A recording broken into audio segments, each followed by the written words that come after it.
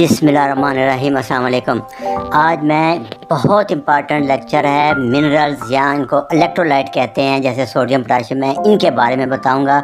हमारे यहाँ सारे अरसे में सिर्फ सोडियम को टारगेट किया गया कि सोडियम ज़्यादा है, सोडियम हर बीमारी का जड़ है। नहीं, उससे ज़्यादा इम्पॉर्टेंट पोटाशियम भी है, बाकी भी हैं। तो इनके बारे में मैं आपको तफसील बताऊँगा, किस फूड में होते हैं, कैसे लेने हैं, उनका फंक्शन क्या क्या है सोडियम पोटाशियम। तो आइए जी, तो इनको कहते हैं मिनरल्स। मिनरल्स वो एलिमेंट है जो ज़मीन के अंदर पाए जाते हैं या फूड में, और ज़मीन से वो खानों में आ जाते हैं प्लांट के ज़रिए, और हमारा बॉडी इनको नहीं बनाता बिल्कुल। ये आपको डाइट में लेने पड़ते हैं, ये मस्ट है। जूँ जूँ हमारी ज़मीनें स्प्रे की वजह से 2 नंबर खाद की वजह से बाँझ होती गई हैं, इनकी कमी होती गई है। और अभी मार्केट में सबसे महंगे सप्लीमेंट जो हैं वो मैग्नीशियम और पोटाशियम के हैं। मैग्नीशियम के 1 महीने के सप्लीमेंट जो हैं वो कम से कम 8 से 10 हज़ार रुपये के हैं। तो ये इसकी वजह है कि वो अभी ना किसान खाद में डालते हैं पोटाशियम मैग्नीशियम सल्फेट, वो सिर्फ यूरिया डाल रहे होते हैं। और दूसरा वजह जो है स्प्रे करने से वो जो कीड़े मकोड़े जरासीम जैसे मैंने बताया था ज़मीन के अंदर जो हैं वो ये मिनरल बनाते हैं। हमारे पेट में भी जो हमारे माइक्रोबायोम में आंतड़े हैं उनका भी बहुत इंपॉर्टेंट रोल है विटामिन और मिनरल में, इसलिए ये बहुत ज़रूरी है। इनकी कमी हो चुकी है तो इसलिए भी आपको डाइट बदलनी पड़ेगी। और ये बहुत इंपॉर्टेंट है, याद रखना कि प्रोटीन फैट उसके बाद सबसे इम्पॉर्टेंट ये मिनरल और विटामिन होते हैं। ये इनकी शक्लें हैं, ये ज़मीन में पाए जाते हैं कुदरती तौर पे, किसी जैसे हमारे जैसे नमक का सोडियम क्लोराइड की काने हैं खियोड़ा में, इसी तरह हर जगह पाई जाती है। डिफरेंट किस्म के मिनरल हैं, इनकी क्लासिफिकेशन है। हम सिर्फ सोडियम और पोटाशियम से वाकिफ़ हैं, तो इनकी 2 क्लासिफिकेशन है मेजर, बड़े बड़े जो कि बहुत ज़्यादा क्वान्टिटी में चाहिए होते हैं। आगे मैं आपको बताता हूँ कितने कितने। इनमें सोडियम है, क्लोराइड है, पोटाशियम है। जो नमक होता है उसमें सोडियम क्लोराइड दोनों होते हैं। कैल्शियम है, फास्फोरस है, मैग्नीशियम है और सल्फर है। ये मेजर या मैक्रो मिनरल्स हैं, ये बहुत ज़्यादा मिकदार में चाहिए होते हैं। मैं आगे आपको बताता हूँ। इसके अलावा ट्रेस मिनरल, इनको माइनर मिनरल भी कहते हैं, जैसे आयरन है, जिंक है, आयोडीन है, सेलेनियम है, कॉपर है, मैग्नीज है, फ्लोराइड है, क्रोमियम है और मोलिब्डेनम आजकल ये नया आया है, ये भी है। ये माइक्रो है, ये बहुत थोड़ी मकदार में चाहिए होते हैं, लेकिन ये इसेंशियल है दोनों, याद रखना। हमारा बॉडी कुछ भी नहीं बनाता इनमें से, लिहाजा आपको डाइट में लेने पड़ते हैं। जैसे मोटे मोटे पोटाशियम की डेली रिक्वायरमेंट है, जैसे मैंने बताया था कि 4700 मिलीग्राम डेली, सोडियम 2300 और क्लोराइड 2300।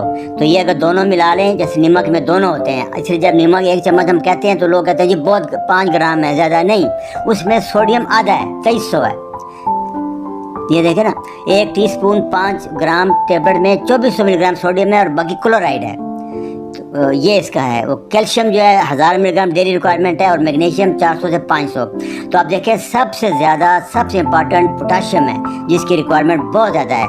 इनका बॉडी में बहुत इंपॉर्टेंट फंक्शन है, आगे मैं लेक्चर 46 में आपको बता चुका हूँ इनकी सारा कुछ, वो आप जाके देख लेना। तो हमारी बॉडी में ये हर सेल के अंदर सोडियम पोटाशियम पंप होते हैं, जो कि 30% हमारी बॉडी की टोटल एनर्जी कास्ट करते हैं। ये हर सेल वाल के अंदर पंप होते हैं।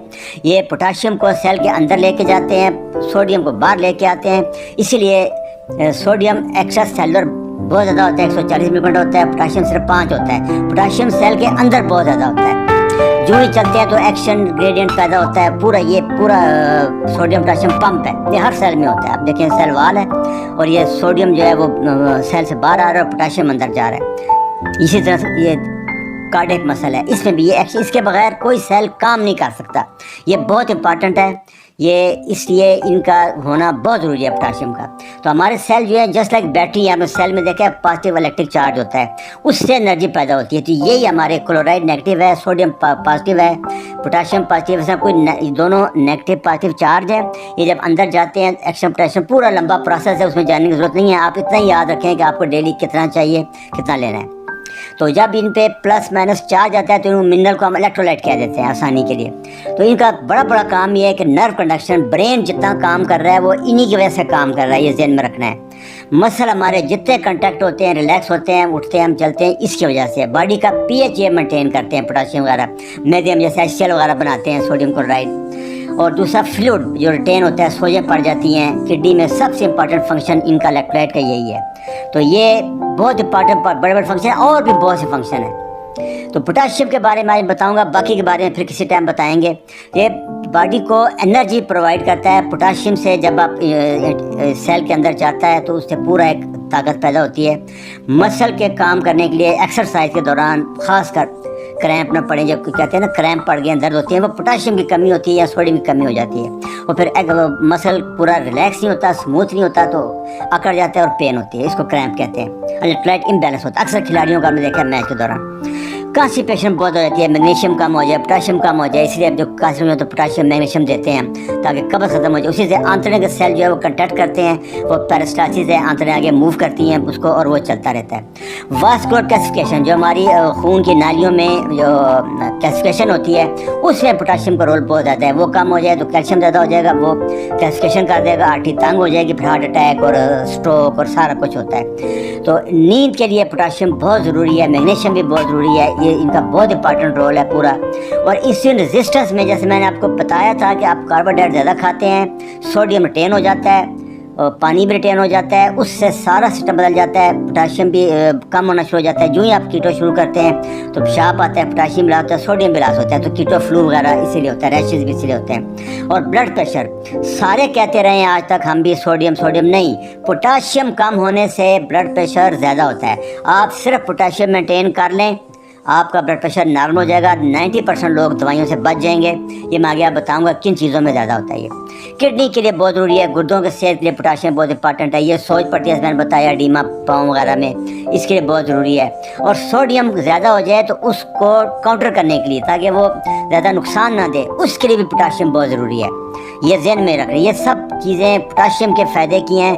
पोटाशियम आम है, सस्ता है, हर जगह मिल जाता है। स्टमक में से एसिड बनता है HCl, उसके पोटाशियम का बहुत इंपॉर्टेंट रोल है। और गाउट, जोड़ों के जो खासकर यूरिक एसिड, उसमें अगर आप पोटाशियम लेंगे तो वो भी उसको बहुत फ़र्क पड़ देता है यूरिक एसिड रिलीज़ करने में। ये मुख्तलिफ उसके बड़े बड़े फंक्शन हैं।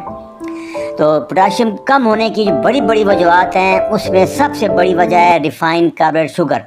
ये जो आप मैदा, चावल, चीनी, शरबत, जूस पीते हैं उसमें। दूसरा, पसीना आने से लॉस होता है, सोडियम पोटाशियम भी लॉस होता है।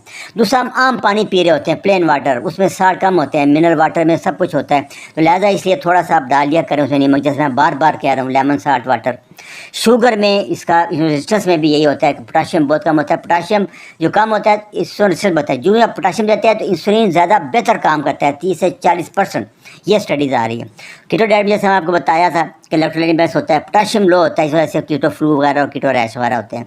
ये बड़ी बड़ी वजह है। स्ट्रेस में बहुत कम हो जाता है, जैसे मैंने बताया था कार्टिसोल आएगा, कार्टिसोल भी यही करता है। डायबिटिक जैसे जो ब्लड प्रेशर के मरीज़ शार्प आवर दवाइयाँ ले रहे होते हैं उसमें ज़्यादा हो जाता है। और आपको उल्टियाँ लग जाएँ या पेचस लग जाएँ तो उसमें भी सोडियम, पोटाशियम, मिनरल सारे कम हो जाते हैं, निकल जाते हैं सारे। ये बड़ी बड़ी वजह है कम होने की। ये चार्ट है, ये मैंने एक रफ लेक्चर 48 में दिया था कि आप अगर खुराक से पूरा करना चाहें, जैसे बीटरूट है 1 कप में 1300 है, पालक में 1600 है, बंद गोभी में 750 है, मटन वगैरह में 600 आप ले लेंगे। ये कीटो डाइट का चार्ट है। पम्पकिन सीड में 230 है, 2 अंडों में 120 पोटाशियम है, और आम उसमें बादाम लेंगे या अखरोट लेंगे तो 200 है। तो ये आपका पोटाशियम पूरा हो गया 4,800। उसके बाद मैग्नीशियम भी आप देखें, ये चार्ट है, सली से देख लें। आगे अब हर खुराक में है तकरीबन, ये देखिए ये लिस्ट है, ये आप देख लें, ये साथ अमाउंट भी लिखी हुई है। ये फिर सब्जियों वगैरह में सबसे ज़्यादा है। ये लेक्चर रेफरेंस है डॉक्टर बरका, ये बड़े बड़ा आपने बता दिया किस में कितना होता है। हाई सोर्स विटामिन है, सैमन मछली में बहुत ज़्यादा होता है।